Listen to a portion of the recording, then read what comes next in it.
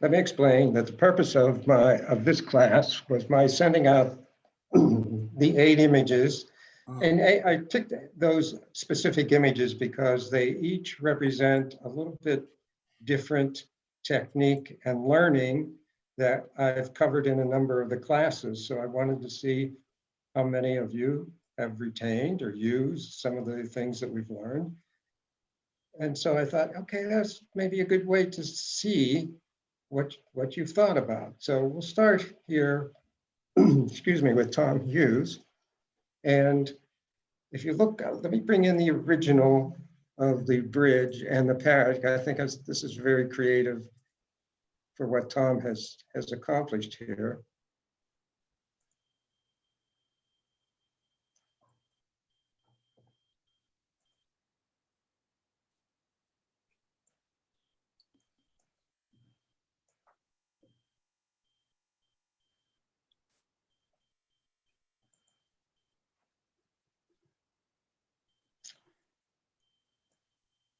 The parrot, for example, was an image that I sent because it needed to be brought up. The highlights needed to be darkened. The shadows needed to be brought up so that you see the detail in the parrot, some cropping, changing the background, doing a number of things. So I wanted to see if you could relate to that and do that. And if you see the image that I sent, it's dark down in the body of the parrot.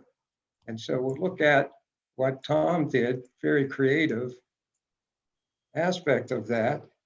He made a selection, and Tom, unmute yourself if you're muted and talk about what you did.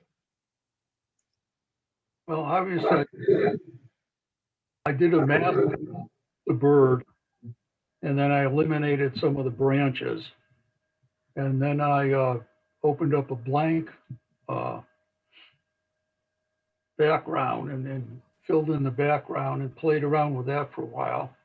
Then I took the bird and put it on the background I kind of liked. And then I went into the filters and played around with that for a while till I got one I thought was kind of different. And that's what I ended up with. Which was wonderful, that you were creating the background, changing it. That was another aspect of what I've covered in some previous classes. You make a selection of the image itself and of the subject in the image and then change the background. And so this image was intended to have you think that through, and he did. And you see that he has the detail in the parrot. So he's done a lot of things to it. The other image was the bridge. So I sent this, and one of the things I've talked about a lot is we read left to right, and so your eye comes in from the left and goes through the image. And so Tom actually flipped the bridge around. Talk about it, Tom, and what you did to bring out the details.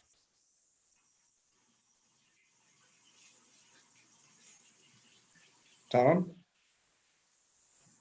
He's muted. I think he has the mute on.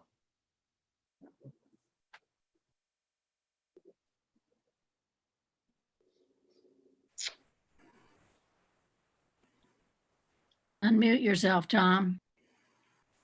I'm sorry, I lightened up the whole thing.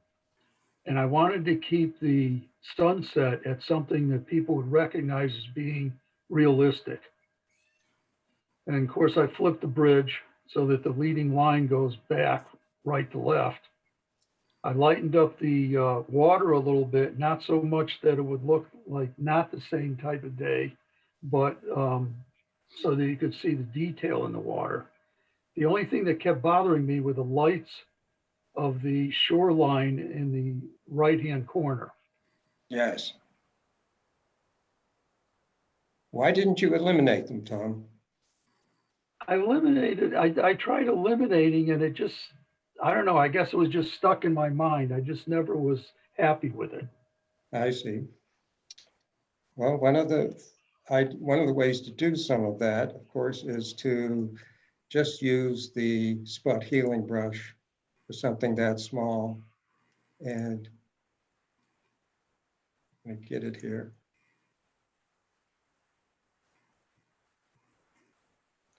just click on them and let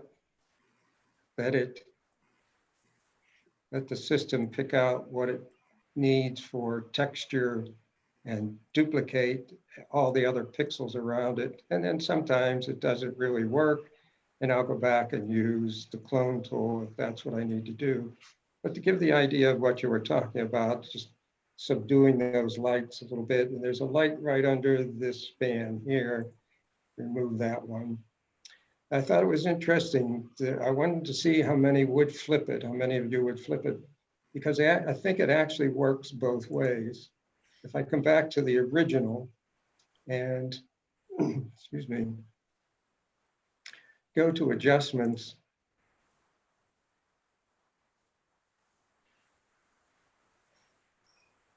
and use levels, and just brighten up the midtones, it brings the image to life again. And then you've increased the saturation of the colors and things, so it worked really well. And I simply wanted to see how many of you remembered how to just lighten up the image with midtones. And even in this case, as long as you're moving that slider, but don't go into where the histogram is, you're not losing any of the pixels. You're simply lightening the image and keeping all the pixels that are there. If you bring the brighter part in of white, see it's moving the middle slider also, so you would need to bring that back. And then it gets a little tricky of doing the balancing of that. But you don't really need to do the brights, just bringing in the midtones. And you did that very well, Tom, very well. And in this case, I think the bridge works both ways, whether it's left or right and you flipped it or not. But I just wanted to see, well, would you think about flipping it? And you did. Good job, Tom. Thank you.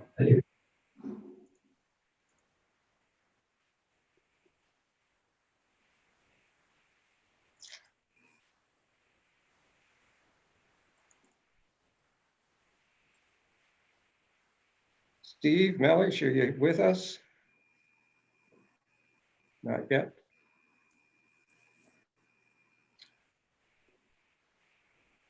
Stella, I'll come back to yours, all right? Okay.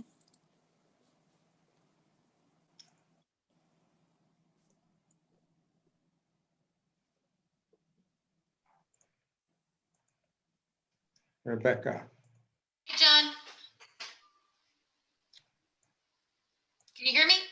Yes, I can. One of the things about the image that I sent, and I'll bring that up so you can see it, was I wanted to see if you would think to do the left to right of the image, reading the image left to right, and you did.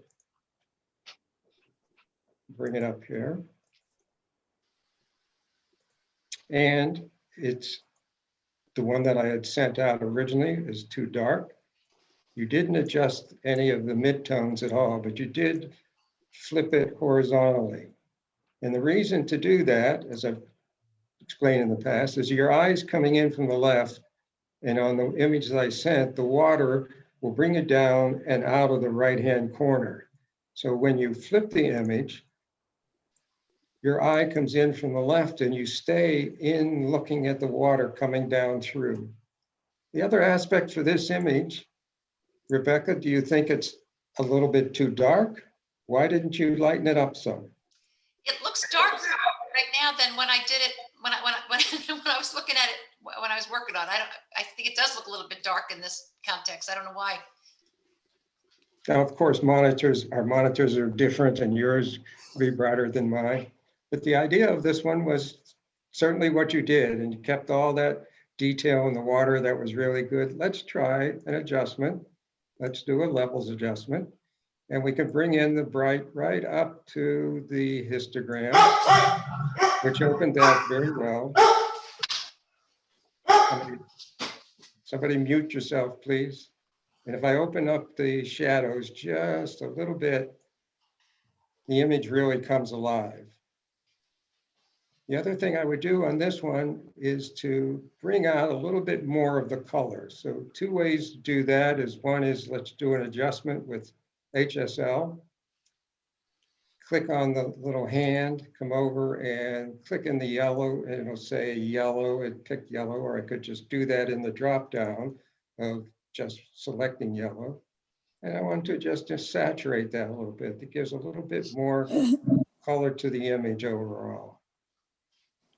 Let's look at history from open to lightening it, to giving it a little more color. You see how the color has the image jump. The other aspect of left to right on this, where the trees on the right, now they're on the right, keep the eye from going off. They're what I call containments. It's containing the viewer into the image. It actually pushes your eye back into the image. So you handled that really well, Rebecca.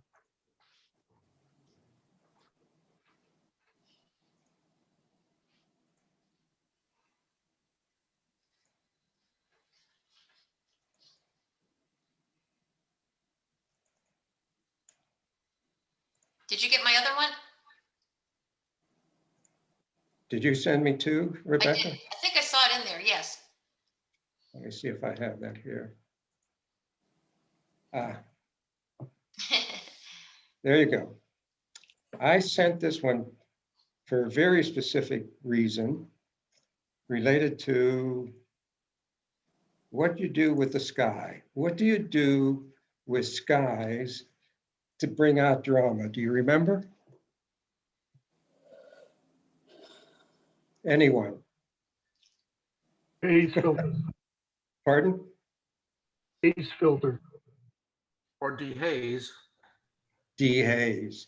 The dehaze slider in Adobe Camera Raw. So I'm going to filter, Camera Raw.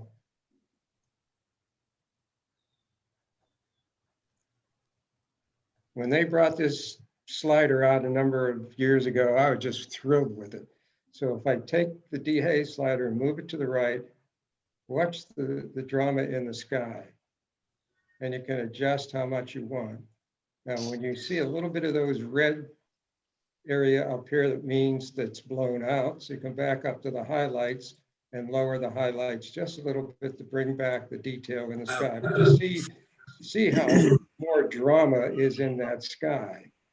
Now, there's some other aspects in this sky. You see there's some marks in the sky from my sensor. It wasn't clean. But that dehaze, I wanted you to remember that slider, because it really, anytime you have a sky with the clouds and all those aspects, it just brings drama to it. Related to the dust marks, I would use the spot healing brush, make it small, just the size of that spot, click it once, click it once, click it once, and they're gone.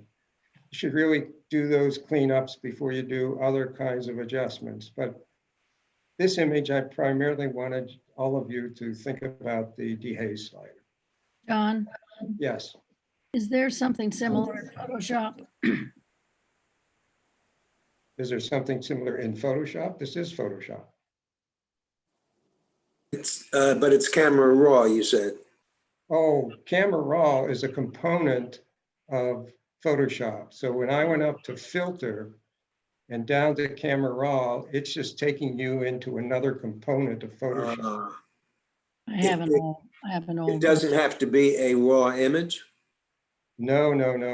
Good. Once you, good question. A few years ago, or a number of versions ago, yeah, you could take things into Adobe Camera Raw from Bridge, which is the sort of the library module component of Photoshop. You could take them into Camera Raw, and if it was a raw image, it took it immediately into Camera Raw, no matter how you tried to open it, because it needed to convert it into a format to be shown on the screen and a format that you could work on that image. So Camera Raw initially was to take care of raw files.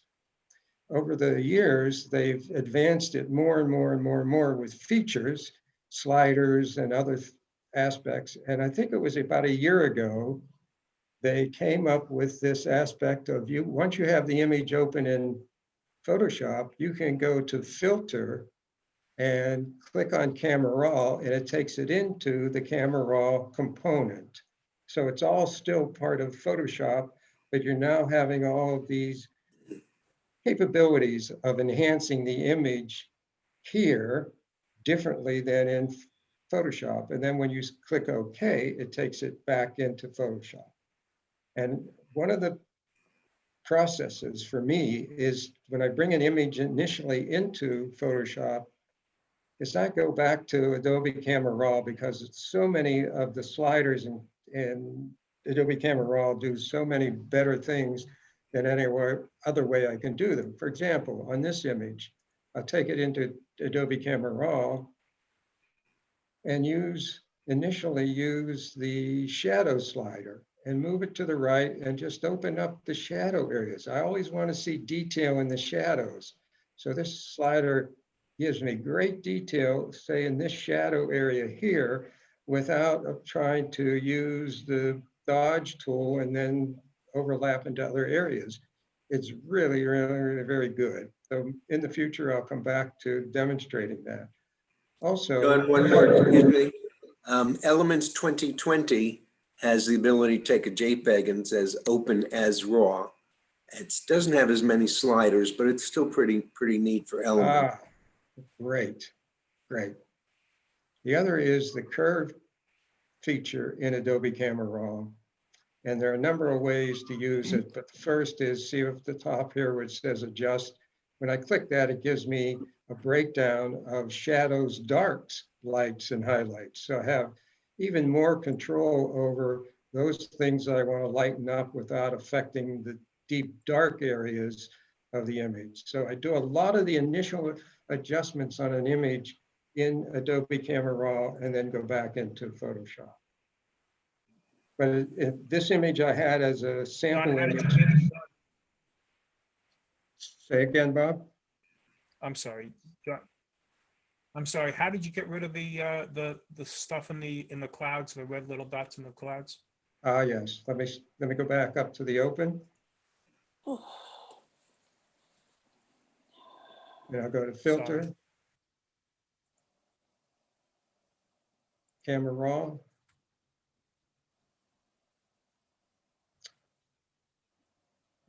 And if I come up into the dehaze slider and start moving that in, you get some red lights in the sky.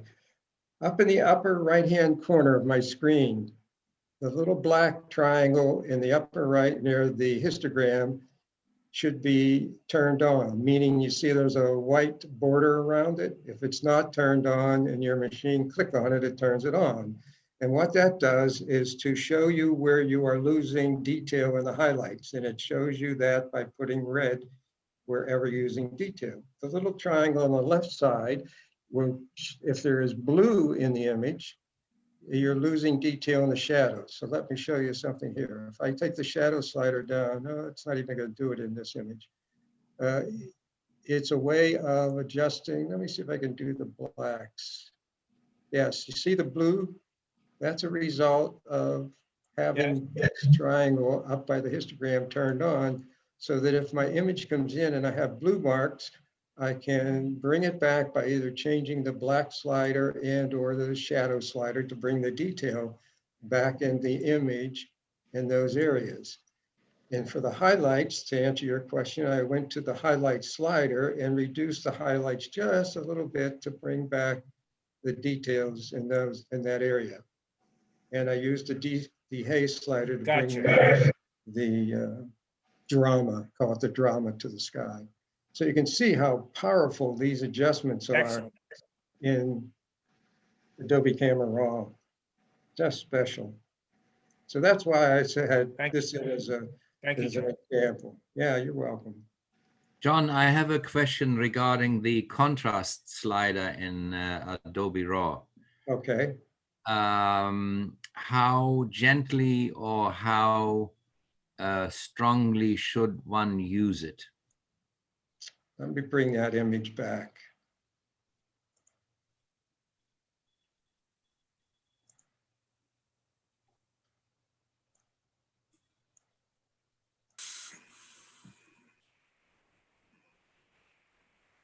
Which slider now, Jürgen? The contrast slider. Contrast. Now, this is my preference in relation to using the various sliders, because everyone has a different approach to using these. Contrast, I tend not to do much contrast in Adobe Camera Raw, and I'll explain in a minute because I'll take it back into Photoshop and show you some things. But you see, if I move that in, or if I take it to the left, it's flattening the whole image because it's lowering the contrast across the image. That creates a flattening. Contrast creates more three-dimensionality. So if I move it more to the right, however, it starts to block up areas that I don't want blocked up. So I almost always never use the contrast slider in Adobe Camera Raw. Let me take this back into Photoshop.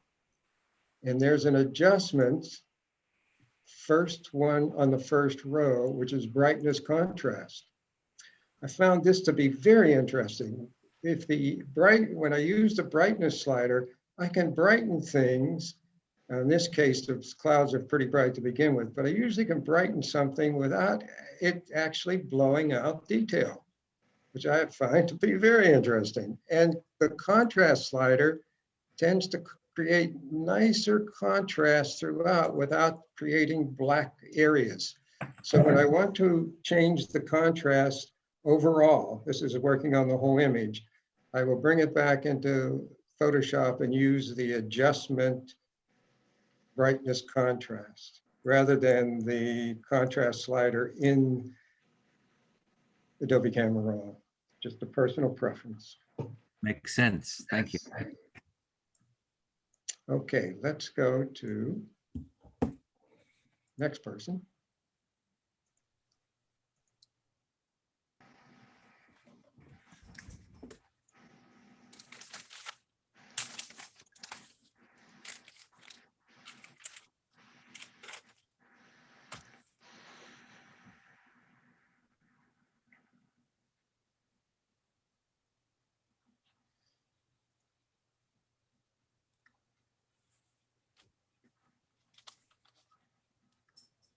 Mary? Mary Gamble? Yes. You flipped the image, yes? Mhm. Yes. So that was a very directed thing to do. And you Mhm. handled some of the other areas. Did all of that come to you as you saw the image right away? I did. A lot of it came to me as I saw the image, but then I would look at it. There'd be times I would look away from it and then look at it as though it was new again and see what else I had to do where. And looking at it right now, I'm looking at on the left-hand side, I think I just have not enough contrast on that left-hand side of all those greens. Yes, that's right. Yes, and on the top also, something happened there. But you did a good job overall in the image. You understood what you needed to bring out. You flipped it so that your eye was reading left to right Mhm. correctly. You've opened up the details in the lower right corner and on the tree trunk. Mhm. Did a good job.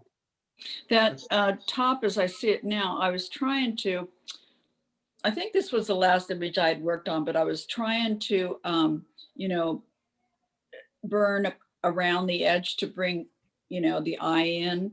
And, Mhm. you know, I couldn't get it the way I wanted to. And anyway, it was dinner time. So, Well, let me, what did you make for dinner? No, I Oh. think that when you're using the burn tool, be sure that it's not on, up in the options bar, make sure it's not on shadows, that it's initially on midtones. What I've learned about the burn tool is it's best using it on midtones and shadows, but shadows only when you want to darken the darkest pixels. And I think that's what you did, because that's what that looks like, the result. yeah, So because I wasn't pleased with it. It was too dark, especially on that Yeah. left side. And then I yeah, know so at the top. that's what you look for. Look up at the Mhm. options bar and see what you have it on. For Right. example, if I'll show it to you here. If I click on this, you see up here in the top, Mhm. if it's on the shadows, When I Right. burn, it darkens those shadows very much. And Right, leaves the midtones alone. Here's your midtone. So that's what you want to look for. okay. Now, on this one of the ruins from Mesa Verde, I think you've done a very good job overall. Did you not think about vignetting it a little bit? You know, it was the first one that I did, and I have to honestly say, no, I didn't. One of You're the things fired, though. you're fired, go home, you're fired. Fire. No, I did, and then, yeah, it was the first one, like I said, and so I didn't think of it. But the other thing I did think of was, and I'm actually gonna try it later, whatever, but turning it into a black and white to see what it looked like. Yes, good one, good thought. Two things. So I am One gonna do is, that later. I wanted to show you on this one that I tend to like using to vignette it, I like using the Adobe Camera Raw rather than the vignette in Photoshop itself in the workspace, because I see a little better control over things this way. So I will grab the vignetting slider, move it to the right, even to a little darker than I want it to be so that I can see how it's working on the image.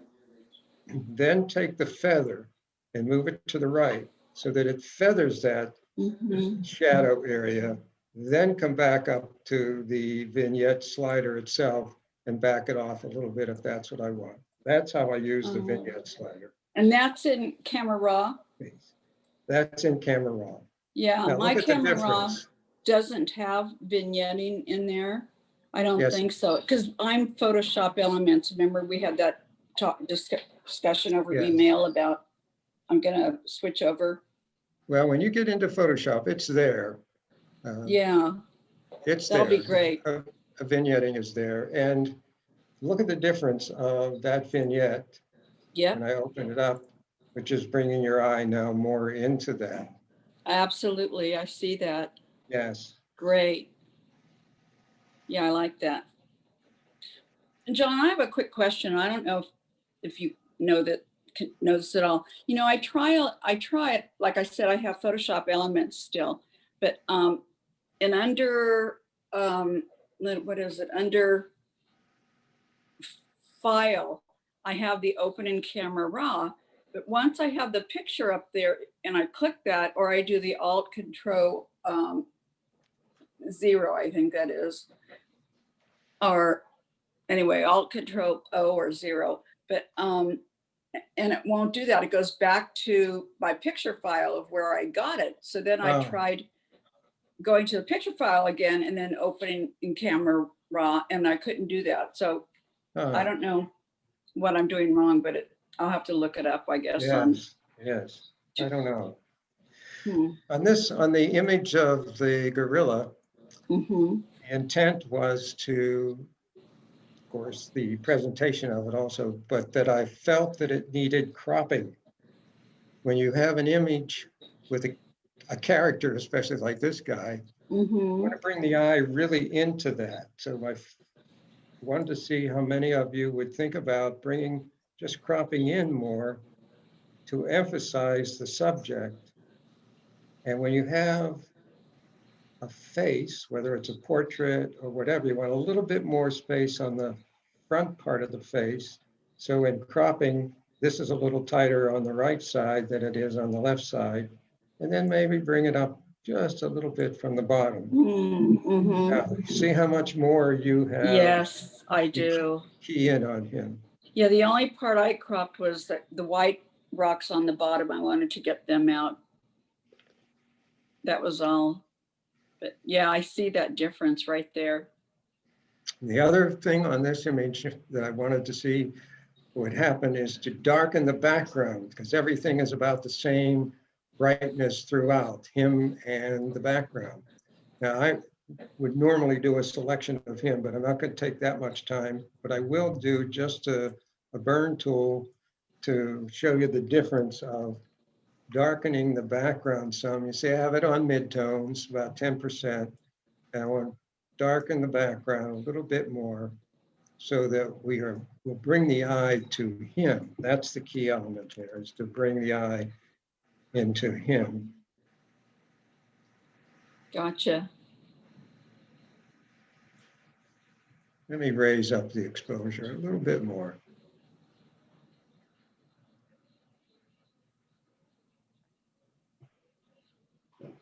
You can see how Yeah, I can see it there. he's standing Mhm. out now. Absolutely. And then even more sophisticated would be to make a selection of him and blur the background a little bit.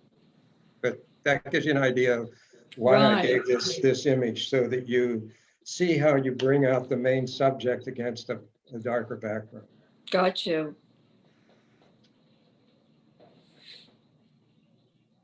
John, a question.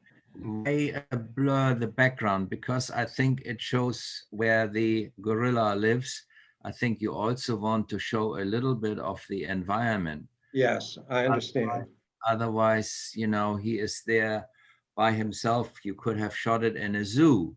No, right, good point. Oh. Very good point. I Yes. think, you know, in animal photography, one has to be careful to leave a little bit of the surrounding.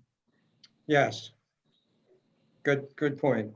Very good point. So if I did blur it, it would not just be a pure blur. In fact, I think you're right. I may not even want to blur it after I see it blurred, but just enough to bring him out a little bit more. But yes, good point. Good point. On this one, excuse me, I wanted to see if people would flip it, but I also wanted to see what would you do with the blue sky? How can you easily darken that so that the bridge sticks out more? I guess I could have burned, you know, I tried in Elements, I tried my enhance to work with the blues in the sky, but I didn't like the blues I was getting just using that. Ah, I see. Well, again, in Adobe Camera Raw, Mhm. one of my favorite ways of working with a particular color and darkening it is to go to the color mixer, Mhm. click on the targeted adjustment tool, click on this saturation setting or the luminance setting, and now I'm going to click on luminance. And when I put it in that sky blue and hold down the left key and move it to the left, it Oh, darkens nice. that image for me automatically. And Right, it nice. does that color throughout the entire image. So now that starts out again. The other thing Nice. that you'll learn about using Adobe Camera Raw, and I like this about the fact that I can go back from Photoshop, is that if I didn't think it did enough, I can go back, click again on the target adjustment tool and go, and so that I start to double the amount of what I did. Even though the sliders reached the full end here, I take it back into Photoshop, come back in again, and they're reset, so I can do it again. Right. But see how the bridge stands Yes. out now. Now, Yes. obviously, there's stuff in the sky because it was a very low Right. volume JPEG. It's only Mhm. 3.75. But that's how I do the sky. And you see how the bridge stands out from the background Yes. now? Oh, yes. That's the key element Right. of this image is being brought into you. And then if you wanted to look at it horizontally.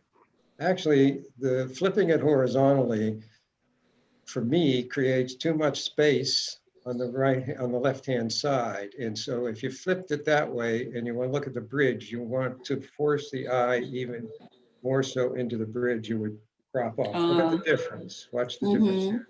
See that? Right. Okay, good. Mhm.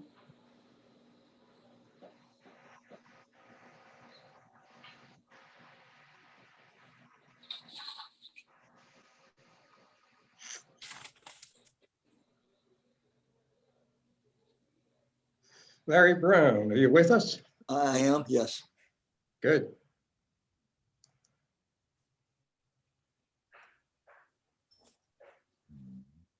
Interesting, Larry, that you jumped right into a number of things, did really well, by the way. This image, I wanted to see if you would bring out the details. Let me get the original so we can compare.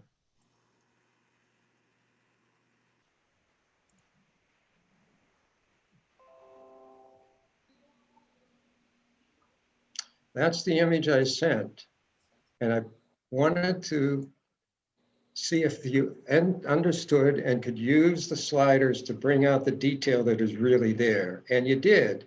And without losing the detail in the opening and in the reflection in the water. You handled that really well. Mhm.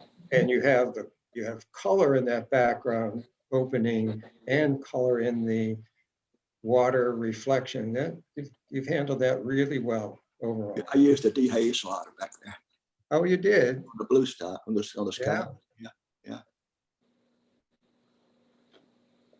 One thing more that I would show you here, not that I expected that you should do this, but this beam is tilted. And the way to straighten that is select all, go to edit,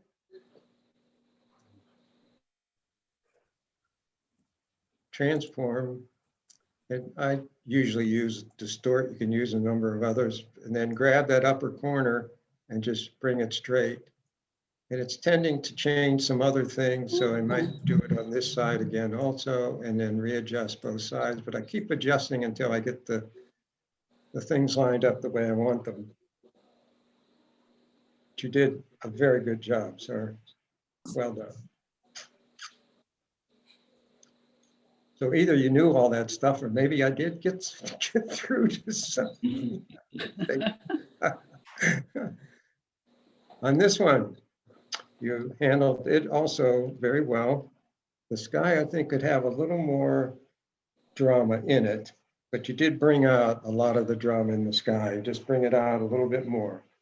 Now, here's an area where an image where this is a church isn't standing out as much from the other areas here to make it more three-dimensional. By dehazing this, that would change, but let me show you without going into the dehaze. If I take the burn tool and put it on, I talked about putting it on shadows at a very low exposure, let's say 9%. And I burn right up through there. It's only darkening the darkest pixels. So I'm actually creating a very subtle contrast. Let's see the difference here.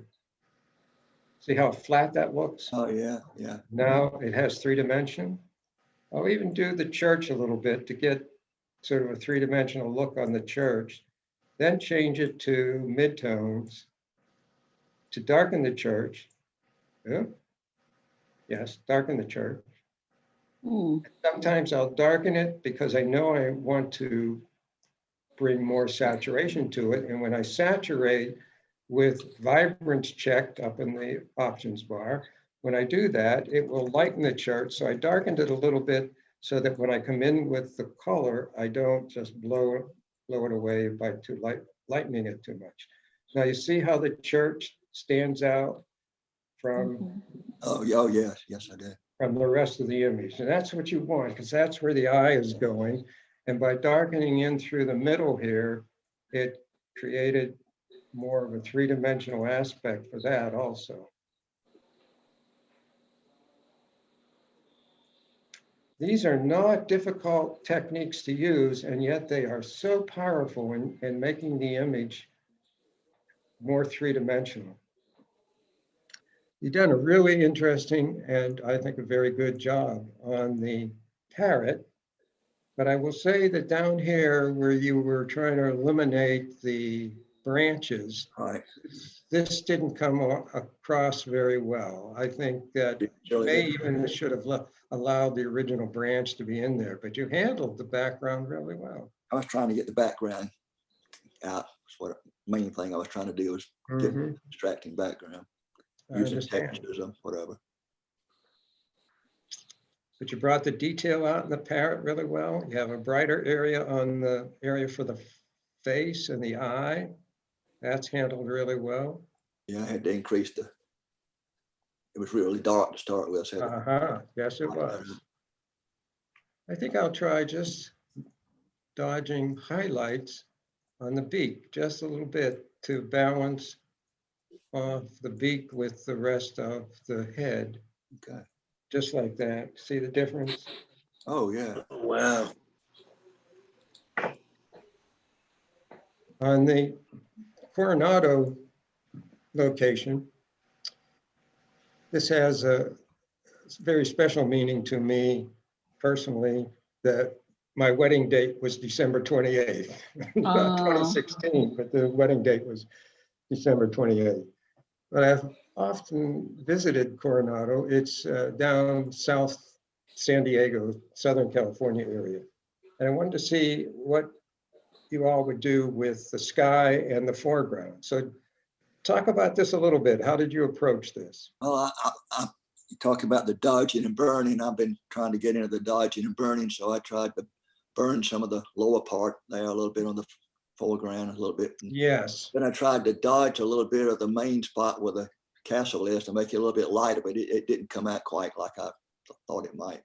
but you were seeing I that. think I That's burnt a little bit great. out there too. I cropped a little bit of it too on the side over there. Uh-huh. One of the thoughts you might think about is doing a spot healing brush and eliminate the people. Just in that area, not all over, but in some areas, just to practice how to do that kind of thing. Okay. And you did handle the sky some. Let's think about just darkening that sky a little more to pull the eye down into, whoops, sorry about that. Pull the eye down into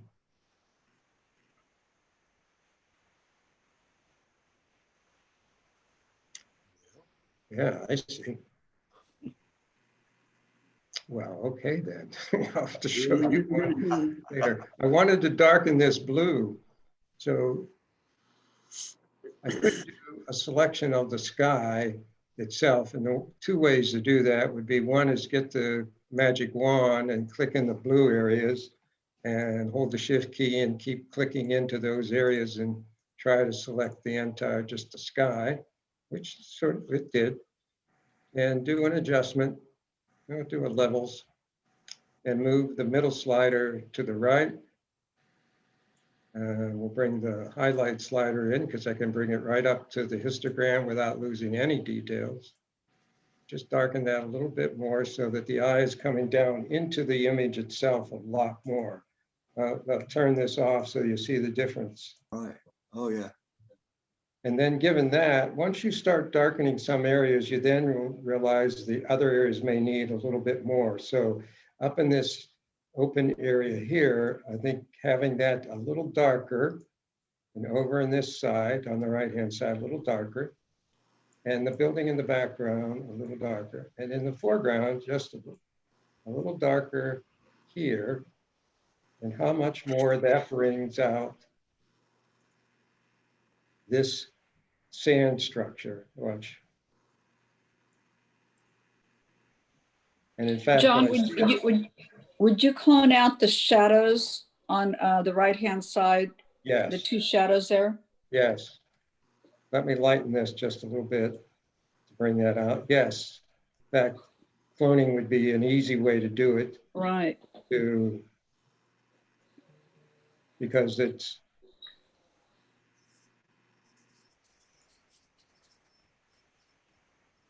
good catch. I thought about doing it, but I didn't. Oh, yeah. Yeah. Hindsight's really good. Right.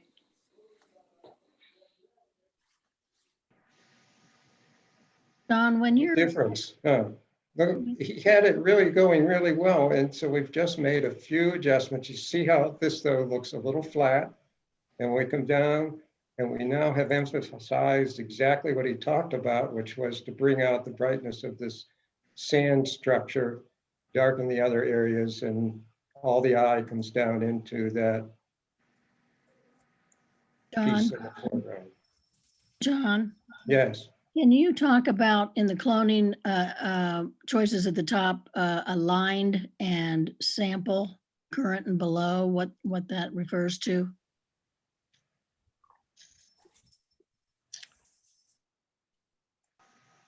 Oh. You want to align it means when I'll come back to this.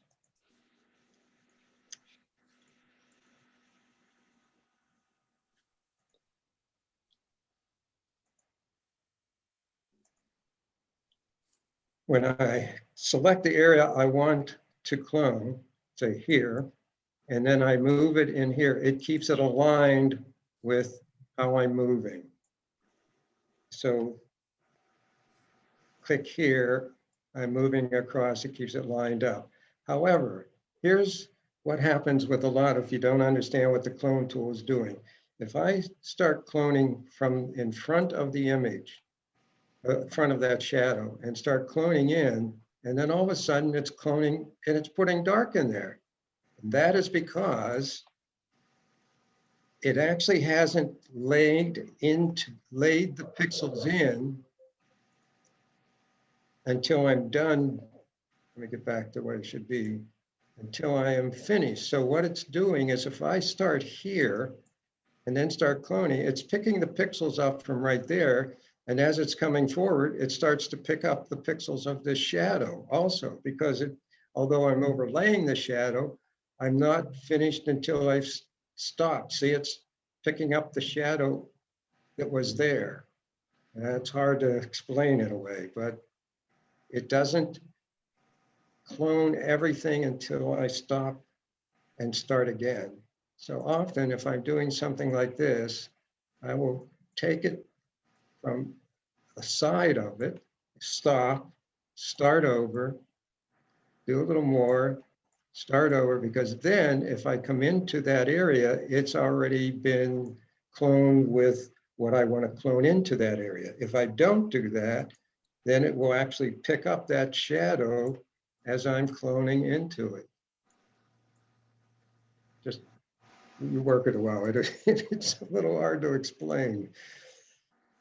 All right, go to the next one here.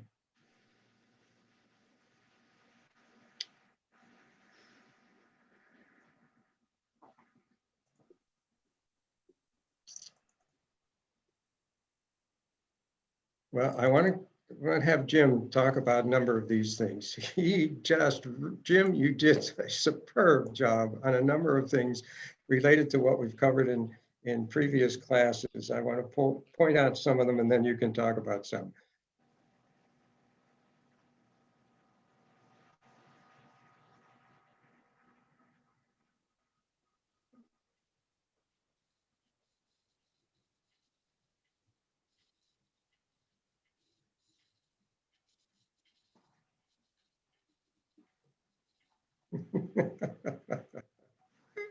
Oh, it's so good. So good, yes.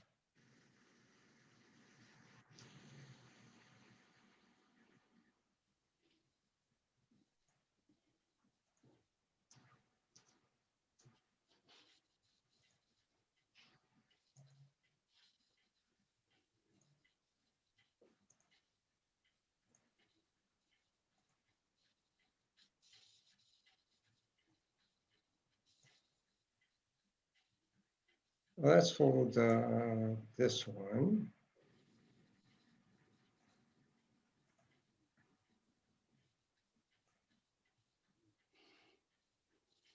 So Jim flipped it, obviously, and then put the gorilla in sitting up on the hill. Jim, talk a little bit about how you got into it and then you sort of really got into it and why and what you were thinking of in playing with these images.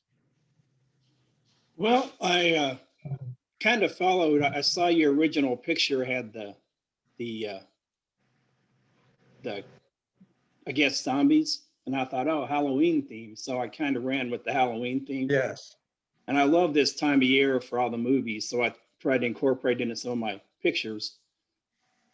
And I just tried doing as many things as I could because I'm a real novice at Photoshop, and I'm trying to do all kinds of things. That cloud, I made a cloud brush just because I'd never done it before. And on the beach scene, Coronado, I'd always wanted to try and take a daylight scene and turn it into a night scene. So I tried that.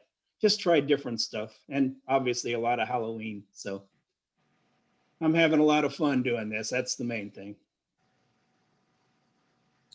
John, I don't know if anyone else is, all I'm seeing on the screen right now are the bridges and now the barn, but the Coronado's scene left. No, I'll bring those up. I'll bring all those Okay. up one at a time. Okay. There's so many of them. I didn't want them overlap. I wanted you to see what he did here. And this is really two separate images where he has lightened up the cloud on the right-hand side. And he's put some stars up in there, up in this area, and he has the lightning. So he's very creative, and two representations that he got into there. So, also on the barn, one of the lessons we went through of putting a frame around an image. And he not only put a frame around it. Talk about this image, Jim. You did some very creative things here. Yeah, I wanted to lighten it up. And actually, I am pretty new at Photoshop. This is the first class I've taken. So a lot of it is trial and error, and I'll try different things and try and get the effect I want. So I couldn't actually tell you how I eventually got to this point, but I got it with more detail the way you had showed us in some of the things. You want to bring out the detail in a dark photo. And where did you get the frame? I think it was one in Elements or from, could have been from another. Well, that's all right. Just that you found a frame somewhere and decided to put it in a frame. But you see how he's opened up everything here, and he has a different texture in it and played with making it wider, a very different presentation. And very interesting, Jim.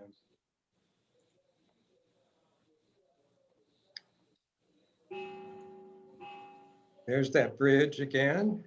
Then we'll go to Coronado. Wow. We'll come back. He put a dinosaur in there. What gave you the thought to do that, Jim? Well, that's one of the things I've struggled with, is putting one image inside another. So I wanted to practice that quite a bit, and I saw the opportunity, so I took it. So, and Halloween theme again. Yes, and with the spider. So here just, you're learning, and that's very good.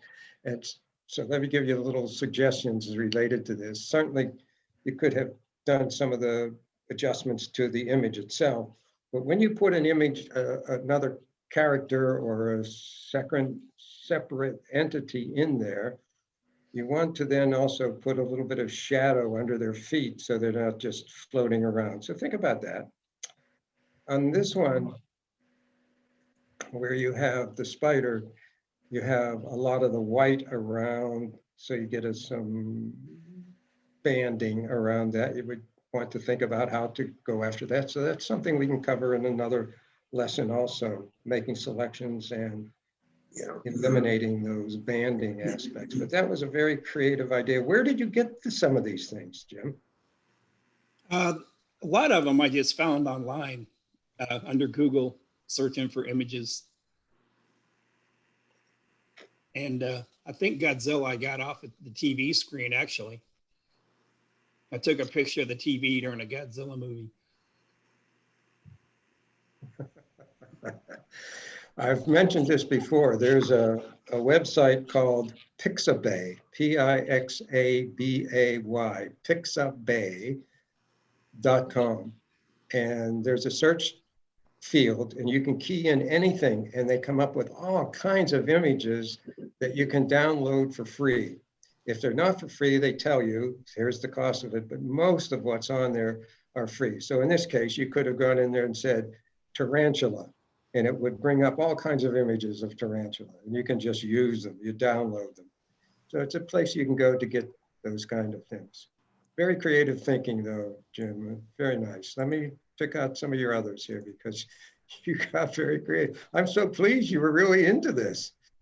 You said it's Pixabay, P-I-X-A? Pixa Bay, Pixabay, Oh, pixabay.com. thank you. Very creative here, Jim. What did you do on this one? How did you create the colors and things? Well, going back to what I said before, I'm not sure. I just keep trying until I get the look I want. But I've been trying, and maybe you can bring that in another class, is take a scene from day to night. And I tried to do that here to make that more of a sunrise or sunset. Yes, good thought. Yes. Did you use a filter on this or you just used some coloring? What did you do? Well, like I said, when I start off with an image, I try everything I can and either accept it or don't. And I probably ought to take notes on what I do, but I don't remember. Yes. Okay. I think this is very striking.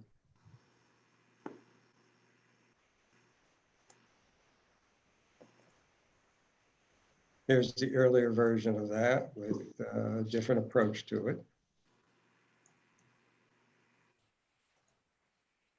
There's the Coronado, and you've changed the sky, put meteorite coming in, all kinds of things around it. Very creative, Jim. This is exactly what will help you move forward to being more creative about even when you're shooting. The more that all of you see changes that you're doing in Photoshop or in Adobe Camera, or wherever you're making changes, it translates to when you're out shooting. You will start to look at things and think, yeah, I'm shooting this, but I'm going to use this with something else. Or you're shooting and you think, yes, I have this, but I think I'll put something in, I don't know what it is yet, but I will put something in this corner, so I'll leave a little more space in that. You'd be surprised how much more that your mind is working on what you're shooting when you're out photographing, more so because of what you've learned and what you can do after the fact. And this is a very creative image here related to this. And you showed me too, you see where I tried to take out the shadow. And today you explained how I can do that better. So yes.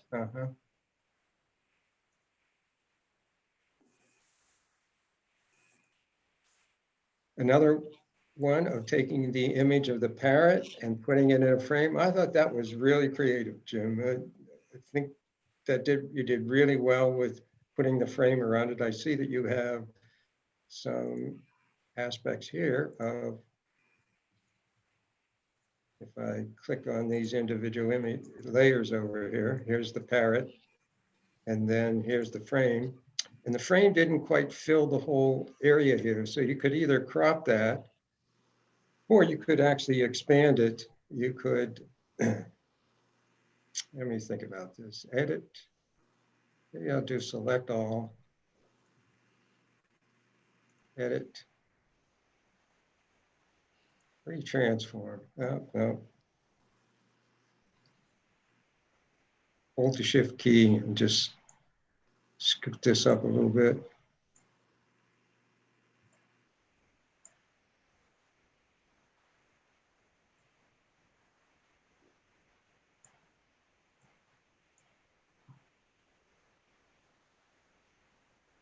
Goes in. I think that was a great idea, Jim, to put it into a frame. It's very nicely done. Jim, how did you do your selection of the parrot? Can you answer that, Jim? I'm sorry, I didn't hear it. How did you make the selection of the parrot? I used Topaz Mask for that. So you took it into Topaz and do that. Yes. I think on the next class, I will do selections, teach selections, because you're all getting to the level of doing more sophisticated things, and you'll need to do selection, a little more selections. Jim, I think this is very striking.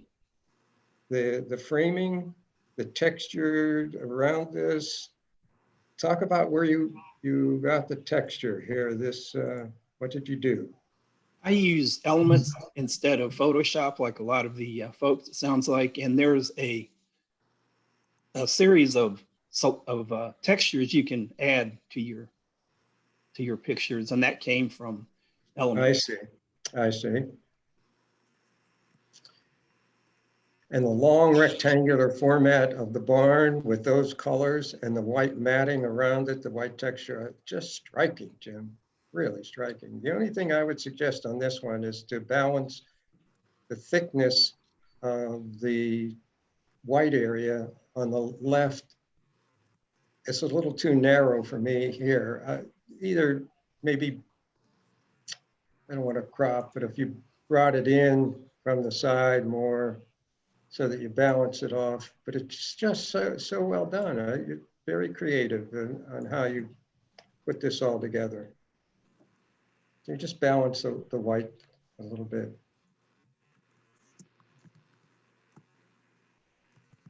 Well, I had the most fun in this one than any, so thanks for the opportunity to have the fun. Well, you got there. Let me take this down. Okay, so you duplicated it, the technique we had of duplicating, flipping, and putting it together, which creates a whole different view of things on this. And then after you did that, you thought, oh, I'll just do something else. You have a little angel that you brought in and put that in also. So you have that on a separate layer. Where'd you get the angel? That was from a photograph of a cemetery in Savannah. So you made a selection of that and then brought it over and put it into this image. Is that right? Correct. Mhm.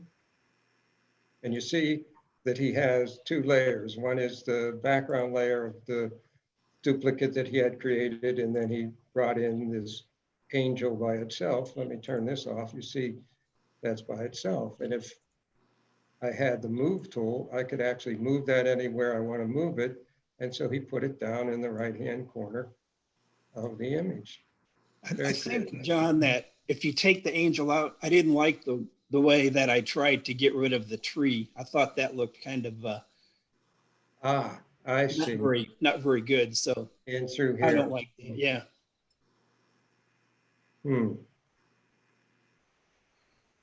I don't know that I feel like that would be very difficult. I think that even leaving the tree in there, let me come back here, even leaving the tree in, because this over top of the tree, if that was over on this side, I think works also. Yeah, you really worked at things, Jim. Were you holed up in your house for nobody talking to you for days on end? Well, I'll have the TV on in the background or a book on tape or something while I do this. Yes, I understand. Again, framing, but this one I really think works as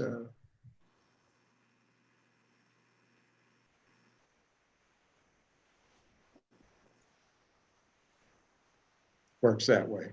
Much better. Just left to right reads much better that way.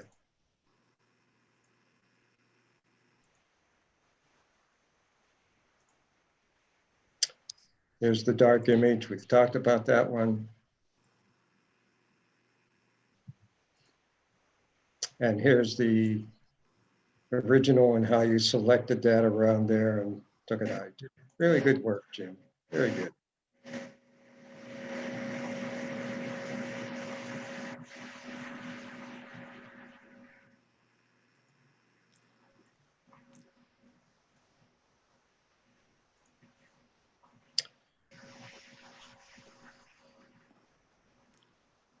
Ian?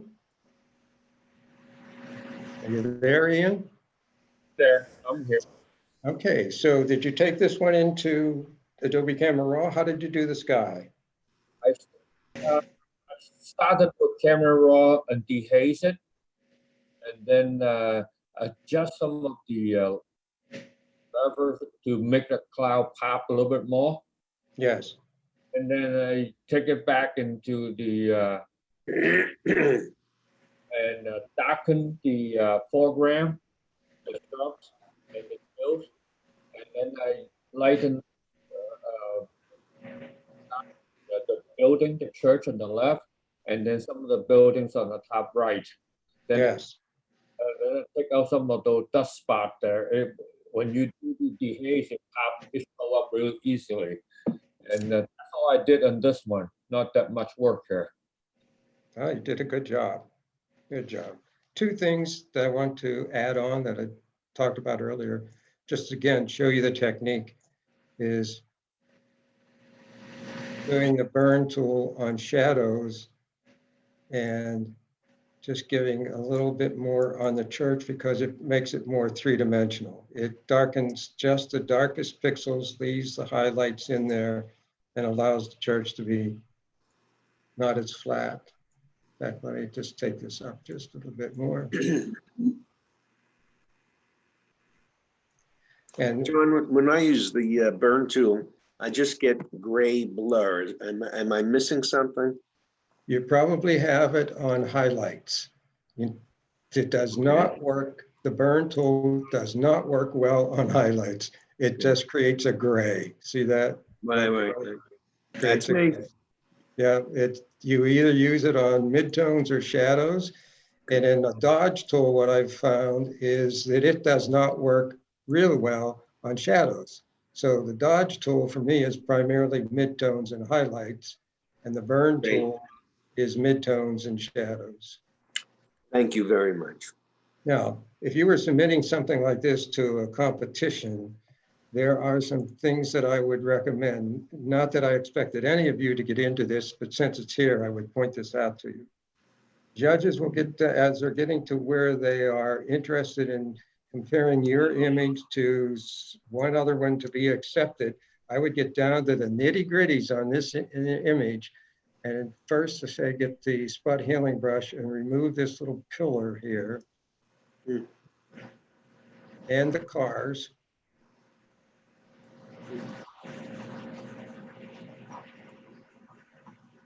And down on this area here, I would consider removing this and the little house that's up in here so that the eye doesn't come down to see if there's anything interesting there. And I would use the clone tool and randomly clone. I wouldn't just clone near it. I'd pick up different areas so that it doesn't look duplicated when I get finished cloning in.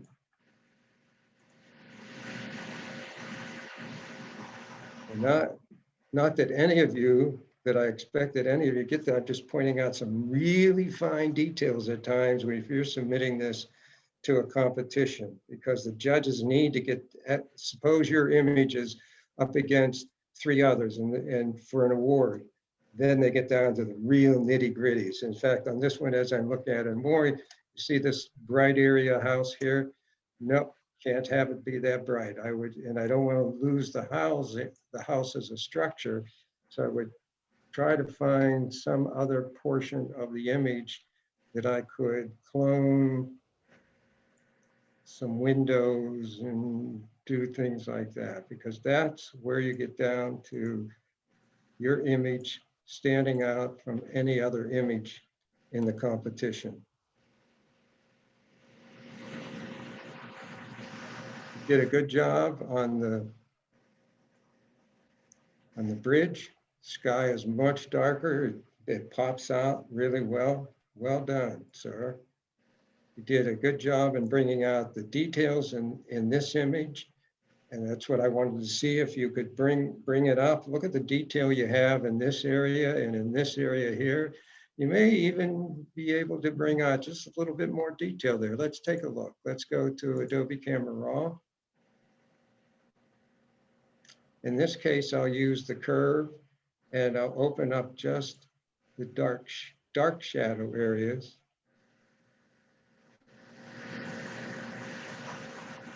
And see how much more detail in those areas there. But you really handled this well, because the original I sent you was dense. In fact, I created it as a dense image. But the problem when you're trying to light in too much, the noise will come in. Just like Yes, yes, underneath the bridge. You know, the only thing I want to say about a bridge is I believe the way to set up from right to left coming down is the right way to do it because your eyes will lead you into the sunset. The other way around, when you flip it, your eyes moving away from the sunset. yes. Well, let me say something about the noise in an image. First of all, these are very small images we're dealing with here. So when you were lightening it up and opening up shadows, noise occurred, no doubt about it. That's why you really want to be shooting, and you do, you shoot raw and you're working on a much larger, good pixel image. Here I was primarily wanting to see if you would get to these points, and you have. That's really good. The other aspect about noise, of course, is the quality of your sensor in your camera and at what ISO you are shooting. And the other is in film, we tended and we're told to underexpose when we shot film. Well, in digital, you should be shooting with the histogram when you take the shot more to the right. You don't, so we're over highlighting the light areas, but what that does is it gives good pixels in the darker areas so that when you lighten them, you don't get noise in those areas. So you want to expose to the right if you have room in the histogram when you're shooting, depending on what the light is outside. So what did you do on this one with the gorilla, sir? I see there's sort of a, I think you were trying to create a highlight, a beam. Not that good of a job. What I did is I didn't want to crop it. I want the background, I mean the environment to fit into the gorilla so they can see it. What I did, the first thing I did is I do the burn tool and just darken the foreground, the fern, especially in the front. If you look at the original shot, it's really bright. So Yes. I basically is bring the background down, just burn it, and then I did not want to crop it because I want to show the environment. Then I highlighted the gorilla, you know, with the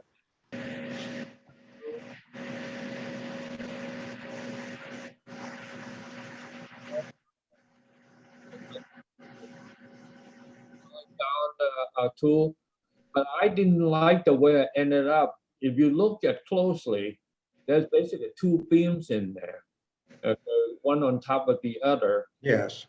And I tried to play with the transparent and the fill, but look, when I finish it up, I look at it. If you look at the gorilla face and the body, there's a straight line coming down, the brightness. I didn't like the way I did it. Maybe I should have moved the beam further down toward the right side, maybe all the way cover the whole floor. But that's the way that I want to highlight the gorilla to make it pops up more.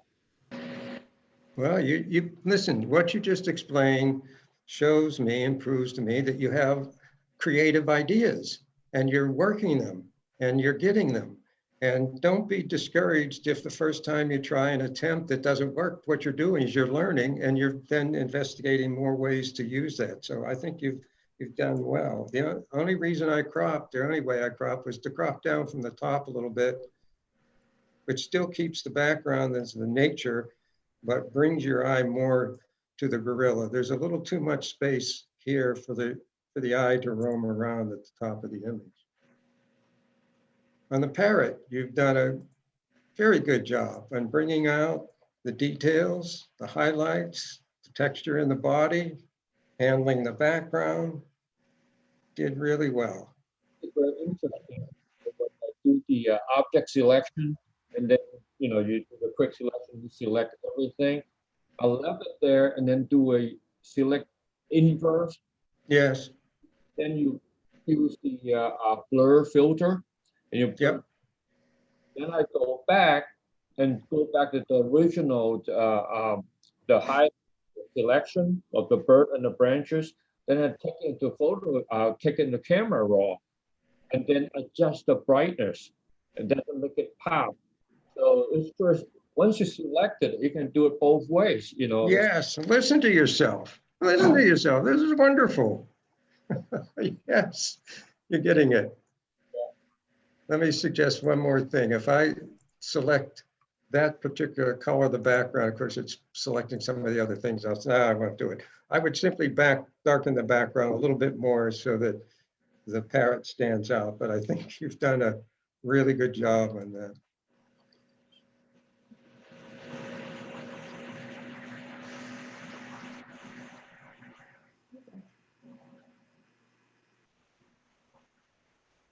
Dolores? Yes, sorry, I was muted. That's all right. You're not sleeping. That's a good thing. You flipped the image, so you understood what I'm talking about on that aspect of it, yes? Yes, and you know, I'm like Mary, it looked lighter on my screen. Ah, I see. Yes, because it is That's a little dark. That's still a little, yeah, that's still a little dark for my taste. I put a texturizer on there at the end, but I Uh-huh. started everything in Camera Raw. I started everything pretty much in Camera Raw. I did dehaze. I wanted to make the yellow stand out more, like you did in with somebody else's earlier. Yes, Yeah, I really wanted the top portion of that to really be brighter. two ways, Dolores. One is certainly think about using the sponge tool to saturate when you want to pick just a specific area of the image. You're not trying to change yellow I throughout. tried that and it didn't come out right. Well, do it look up on my option bar. Oh, I see that now. Saturate flow is only 10%. So That's you want, probably what my problem was. because otherwise it just blows it away. So you just do it, and if it's not enough, you just go over it again, and so that way you can bring in as much as you want. Oh, see, Each I time. like that better. I like that better. Okay, good. I did a little highlighting as the areas that were flowing into the river. Mm-hmm. Yes, To make a few little paths in there, but yes, very nice.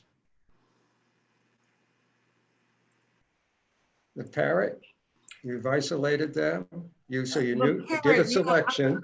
I think I used object selection for the parrot. Yes, I got it. And then just put a layer over with the color in it.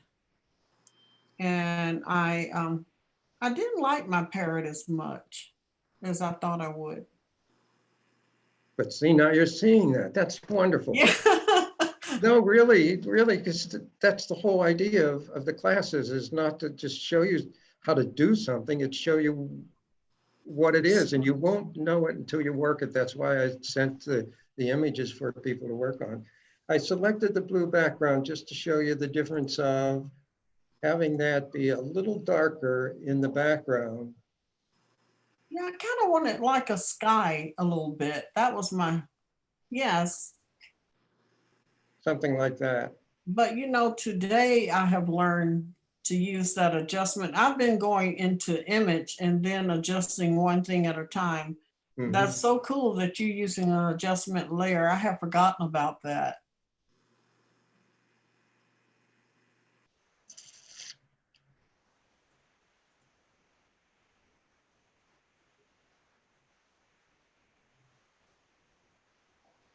Barry Wright, are you with us?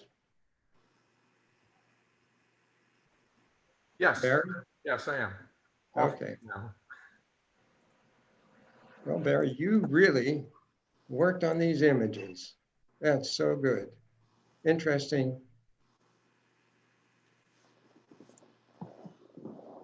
You worked on this one. Did you take it into Adobe Camera Raw and use the dehaze? Yes, I did. I thought the sky came out a little lighter in this view. I thought it was a little darker blue when I finished, but apparently not. And I tried to darken the foreground. Yes, did a good job. burn that. Yes. And I did lighten a little bit the church and opened up. Only thing I would suggest on the church again is to use the burn tool on shadows just to give it a little more three-dimensionality to the structure itself. Wow. But other than that, I think you've handled it really well all over. Thank you. Anything here? I didn't Barry? flip it. Barry, shame on you. You didn't flip it. I like it this way, and I made it more square. Yes, you did, but that's fine. That's fine. The only thing I would have you think about when you were cropping is, you see the aspect here of the tree, and Yeah. it's cropped off. Probably should have allowed a little more spacing around there. It feels a little tight to me there. Okay. In fact, overall, folks, let me say, my 3 top rules. One is we read left to right. So images, think about images left to right. Number 1, left to right. Second is, yeah, right. A place to stand. Give the viewer a place to stand. And this image gives the viewer a place to stand. When you give the viewer a place to stand, they feel part of the image. When you don't give them a place to stand, let me crop this in the sense to emphasize what I'm talking about. If it doesn't quite work on this image, but if I had this without this rock here and only the water, the person thinks, oh, I can't stand in the water. So they're not relating to your image the same way emotionally if you give them a place to stand. So left to right, second element, place to stand. And the third element is whatever is on the edge of the image either needs to be in or out, in or out. So those 3 rules for me are just cut in stone. Left to right, place to stand, and things on the edge. So think about that as things on the edge. I think changing it to the square worked fine. And I think you've handled the colors and lightness really well. Question, John. The rock on the right-hand side of that picture is not entirely in the image. Does that contradict or go, Yeah, you know, against the? let me bring that back. Yeah.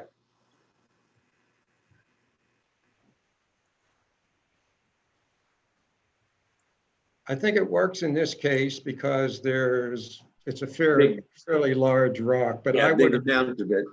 would have liked to have the rest of that rock there also. So the tree and the rock, I think would have been better to have some of that in there. Those Okay. are personal preferences. This one, Barry, I think just needs to, some of the changes we've talked about, which is even take this into Adobe Camera Raw and bring some drama into the sky. Let's try that.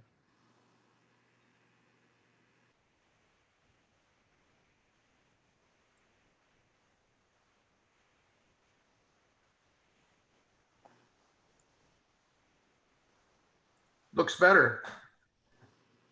And then use the burn tool and darken some of the areas in between so that you bring the eye down into the foreground. That says shadow, put it on midtones, darken that middle ground, darken the building back there so that you're bringing the eye down to the main element, and I'll darken right around in here. And then to emphasize that even more, to use the sponge tool, the dodge tool on highlights and open up that sand structure so that now the eye will go there first. Let's look at history. There it is open. There it is with just those minor changes. You see the difference, sir? Yes, I do. Yeah, good. I think you've brought out the detail in the parrot. That's really good. The only thing I would mention to you is to look at the top here with these big black areas hanging down. Don't want those in there. So you really want to crop those out and even clone them out if you whatever. But you see the difference here of not having those up there. The eye from the viewer will be distracted by that, and you're not really seeing the image the way you want them to see it. You brought out a good detail in there, and then to darken the background a little bit, to have the parrot stand out more from the background. You want it to be more three-dimensional. So if you darken the background area and then lighten the parrot, it stands out a lot more. Watch. Oh, I like that.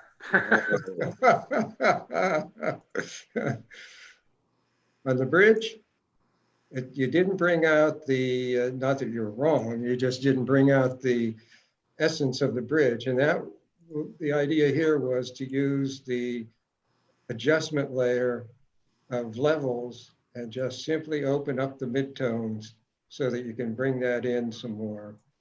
And then if you want, get the burn tool and darken the sky a little bit. Get on the right layer here. My rule of thumb, by the way, is if I'm doing something and it's not working, there are three things you look at. One is, did the tool change? Did I do something that the tool is not the tool I thought I was using? The second is, do I need to have something changed up in the options bar because I'm not using the right amount? And am I on the correct layer? 90% of the time, you're not on the correct layer. If I'm on the levels layer adjustment, excuse me, and I'm doing burning, I can burn all I want. There's nothing because there are no pixels on the adjustment layer. If I want to darken the pixels, I need to be on the pixel layer to do that. So those three rules. Tell me what you did with Mighty Joe Young here. I darkened the foreground because the ferns were very, very bright. And I tried to darken in the ferns and vegetation surrounding him. And I made sure the background was darker. I lowered it a little bit, but not as much as probably should have done, cropped it more. Good, good, good, good. In fact, the only thing I would add to what you're doing, and maybe do a little more of what you said you did, just do it a little bit more. But two areas here, three. See this bright white area here? The more that you start to learn of what you're doing, now those things just pop out. So want to start with, say, the spot healing brush and remove these little bright areas here and to control where the viewer's eye is going. Watch the difference of all I've done is to change those little bright areas. That's the spot healing brush? That is the spot healing brush. I've never used it actually. And this yellow flower here. You can always clone the stuff, but look at the difference now that you are keying in on the image, and now you see those bright white areas, they're distracting. Mm-hmm. That's part of the learning process. You've accomplished one step, now you go to the next step beyond that. I've always used the clone tool before, but I have to learn to use the spot healing brush. Well, for the small areas, I've found it's much easier to use the spot healing brush, for me anyway. And I see on this one, you flipped it horizontally, which I think that works really well also.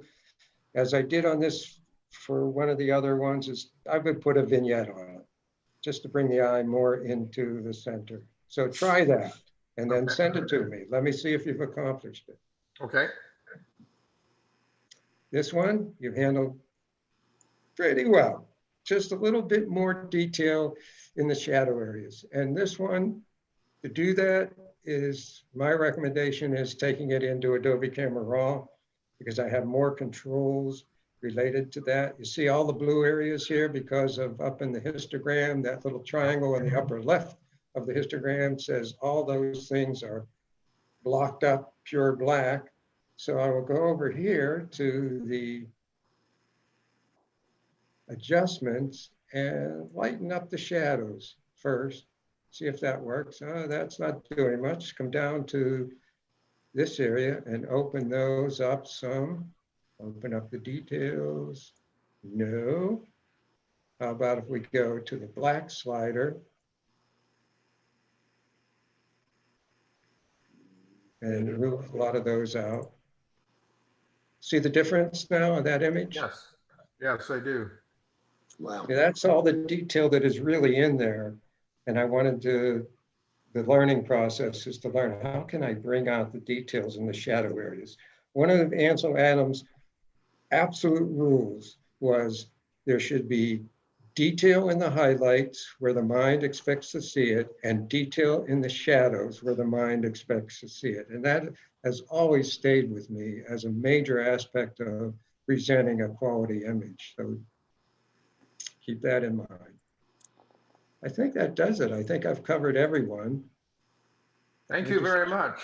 No, Very- you skipped me, John. I don't know. It's too late, maybe. And another day. No, I got it. No. Yeah, I didn't skip you. I held you last because you had gotten so creative. Just so creative. Oh, wow. Oh, my Look at goodness. this. She took the bridge, duplicated it, flipped it together, duplicated that, put all that together, and then put them all together into a total image. So Which creative. you don't recognize where it came from. Oh, this is striking. And look at all the highlight colors and everything she's done in there, how she brought all those out and the reds down in the middle. Very striking, Stella. Very beautiful. Did you put it, to get the colors, did you take it into watercolor or any of the filters? How did you do that? I did veins from let me see what is that, Flaming Pear. This filters. It's a group of filters I had from years and years ago, and I did the I see. veins, and then I do difference, and then I put it into glow, topaz glow, neon, and some Ah. other stuff. Who knows what else? Yeah. Yes, wow. Basically, these were the two things that gave the glow and the lines, the red lines. I think it works this way, and I think it also works this way. Yeah, just half of it. Yeah. Yeah, you've created a really artistic piece of imagery there. And on this one, I asked you to send me the individual steps because I think it's so interesting to see what you did, which is, let's show this to you. Let me show the different steps here. Turn these off. So first she duplicated the parrot and put it in there. Then she did the HSL, hue saturation, on that separate little one and turned it to green. Came back to this, highlighted, vignetted it a bit, put a little bit of texture screen on things, and then finished it off with some color. How did you do this last step, Stella? This is mostly I'm using in element. I'm working in Elements. Only go to Photoshop if I cannot do something in Elements. And Elements has some built-in filters or presets. And this is one of them. Is called, what is it? It's Lomo effect, Lomo green effect. This one is like toy camera. It says Lomo green effect. And I use that every so often because it gives a nice texture, a nice finish to a picture. So yes, you did well. This is striking. Stella, thank you for being so creative.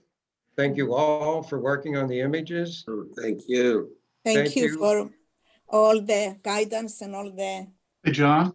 Yes, sir. Did you, this is Steve Millish. Did you find my image? No, I didn't. Sorry, no. Let me go back. Hold on 1 minute.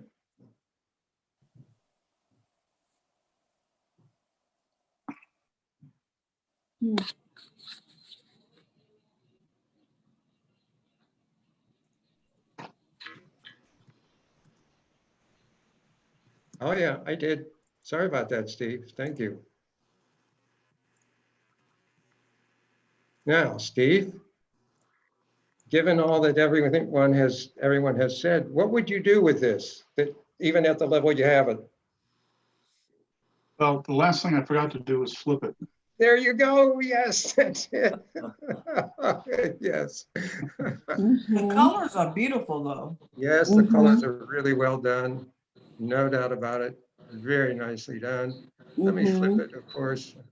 It's interesting for me is that I get so accustomed now to the left to right that it's hard for me to look at an image that's the other way around. But you've done a really good job on this image. You put some texture in. You've colorized it. What else did you do to it? I actually changed the water to black and white. Ah, It didn't pop enough in color, so I there you changed it to go. black and white. Looks good. Yes, very much so. Very nice, Steve. Great technique. Yes, indeed. That you made a selection. Let me show the mask on this. You made a selection of the water so that you could adjust that purely as a black and white. Well done. Thank you. You all did well, folks. See you in a week. Thank you very much. Thank you. Thank you, John. Bye. Thank you, John.